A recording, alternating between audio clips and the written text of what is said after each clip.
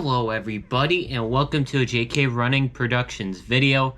Today's video, guys, I'm gonna recap my whole cross-country season. It's been a lot better season for me than last year went, but it's been a long season considering all the summer training I did. But as always, I want to do a recap telling you guys my thoughts on my overall season. So with that though, I'm gonna start from the beginning. I'm gonna start from the beginning of the summer when I started the season.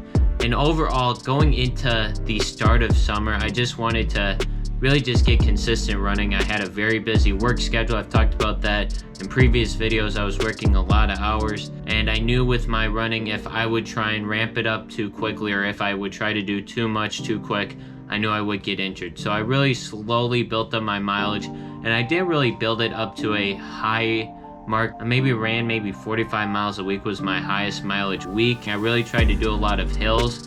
So I would go to this one place near me called Johnson Creek, and I would do this 2.5 mile hill loop consistently. That was something that I was losing time on last season, and I wanted to change that this year.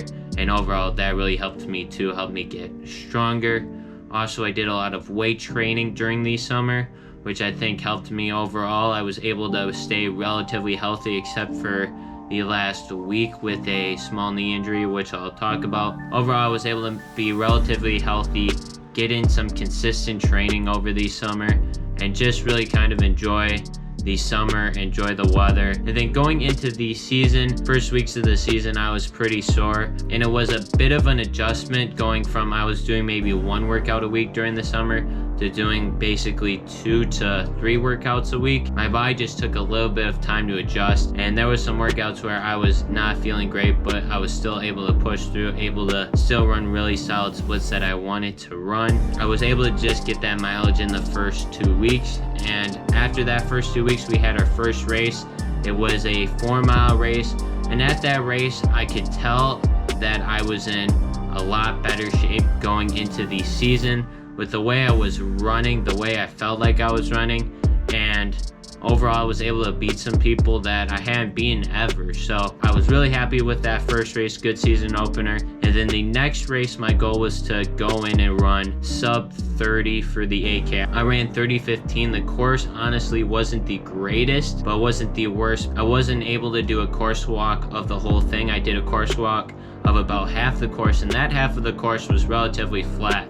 But I didn't do the course walk of the second part of the course, which was a lot more hillier. Overall, I would say that race was a solid race, but again, I didn't achieve my goal of sub 30, which is what I wanted to run. So I moved on to the third race of the season, and in this third race of the season, we ran at this course last year, and at this course I ran one of the worst races of my life. I just mentally gave up, and also during that race I was dealing with some lower leg pain. So going into that third meet of the season, I really just wanted to run a better race than I did last year. And overall, that's what I did. I ran a 1:30 course PR on that course. So that really showed me after that race, I was like, I'm in a lot better shape for sure. And I know I'm a lot stronger, and again, it was like a building block, showing that my fitness was coming together. And after that third meet of the season, I moved on to the fourth meet of the season, which was at this place called La Crosse, and it's where I ran my PR last year of 29:18. And I knew this was one of my last chances to run a PR, run a really fast time, because we were going back to that course where I ran the worst race of my life on. And that course is really hilly. There's a lot of hills. There's not really any flat stretches, and it's not necessarily a great PR course. So I knew going into this race, if I was going to PR probably this season, it was going to be on this course, and that's what I did. I ended up running with some friends that I have from other teams during that race, and I ended up running an 8-second PR, but I had a really great finish, and I knew that probably left a little bit out there on the race course. Overall, I was really happy with that race, and that was probably the second best race I ran all season, but again, I was hoping for a little bit more, and that kind of set up the last 2 weeks of the season. In this last 2 weeks of the season, I ran probably the best workouts I've ever ran in my life. And in this last 2 weeks of training for our Tuesday workout, I ran 4x2K, and I remember the splits were 7:31, 7:16. I think I was like high 650s, and I ran 640 something for the last 2K. And those splits were by far faster than any 2K that I'd ever done leading up into that workout. And in that workout, I remember I just went in with the mindset, I'm gonna stick with my teammates and I'm just gonna try and hang on to them as long as I can.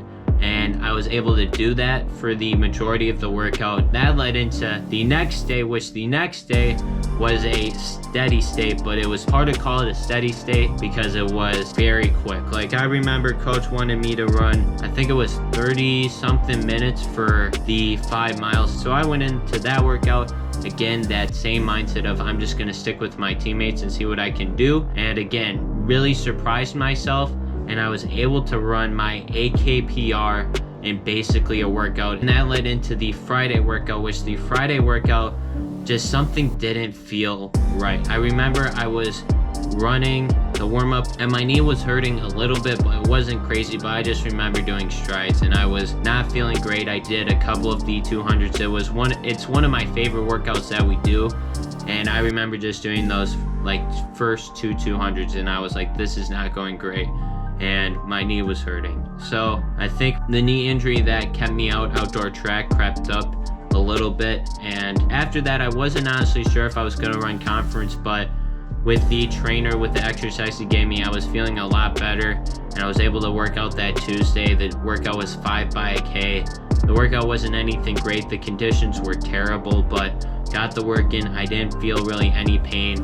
And that led into the last meet of the season, which was conference. And at conference, I ran the best race of the season, even better than my PR, even though it wasn't a PR race. It was the best race for me. It was what I think is the best race that I ran this season. Even I ran it was like 30 seconds off my official AKPR of 29:10. Looking back on the footage from the race, I'm like, I look strong. And going into indoor track, I'm feeling very confident in my abilities. After conference, I went and I did a 5K time trial. And that video, I don't want to spoil the results, but I achieved something that I haven't been able to achieve in the past 2 years. So that video is going to be coming out soon, but overall I would say this season I've ran a lot better races. I've been a lot more consistent and I've been able to recover a little bit quicker actually than last year, because with our training program it's a Tuesday workout and then Wednesday is usually like a tempo or a steady state. And I remember last year that transition was always tough. My legs always didn't feel great. But this year with that transition, I was feeling a lot better this year and my legs were able to hold up with the mileage a lot better. And then also in terms of runs, I'm not getting dropped really on any runs. So overall guys, this season was great season, and I'm really looking forward to indoor track, and I'm really interested to see what I can run in indoor track this season. But with that everybody though, if you haven't already, make sure to subscribe, like this video, turn those post notifications on to see more JK Running Productions videos, and also make sure to follow me on Instagram, Twitter, Strava. Join the JK Running Productions Strava Club. With that everybody though, I'm gonna sign off like I always do. The grind never stops.